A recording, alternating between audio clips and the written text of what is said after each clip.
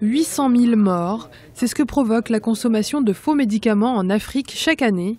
Le chiffre a été révélé dans une étude de l'Organisation mondiale de la santé, relayée par la Fondation Chirac, qui a lancé ce lundi une campagne de sensibilisation contre les faux médicaments. Un médicament sur 10 est falsifié en Afrique. Selon les pays, le marché du faux médicament atteint entre 30 et 70% des médicaments vendus. Les dangers de la consommation de faux médicaments peuvent être nombreux et variés. D'accord. Deux cas de figure peuvent se présenter. Soit le médicament en question, c'est-à-dire la molécule, elle est fausse. Et en ce moment, ça peut se solder par un échec thérapeutique avec une évolution qui peut être très défavorable pour le patient.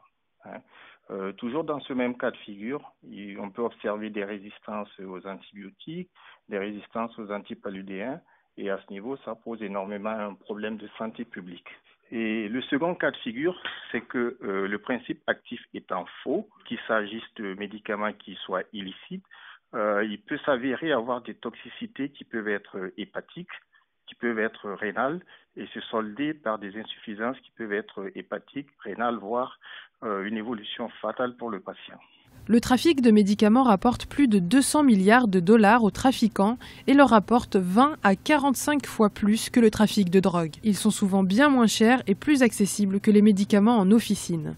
Un médicament faux et contrefait, tout simplement déjà les médicaments qui passent par un circuit licite, c'est-à-dire un circuit normal de médicaments, doivent se vendre en officine et pas dans la rue. Donc en général, voilà. Et en second, c'est généralement le conditionnement. Vous savez que les médicaments, tout ce qui passe par le circuit licite de médicaments, sont conditionnés de telle sorte que il y ait et dans la boîte un conditionnement qui soit correct et une notice bien claire qui explique aux patients quelles sont les doses et les posologies appropriées.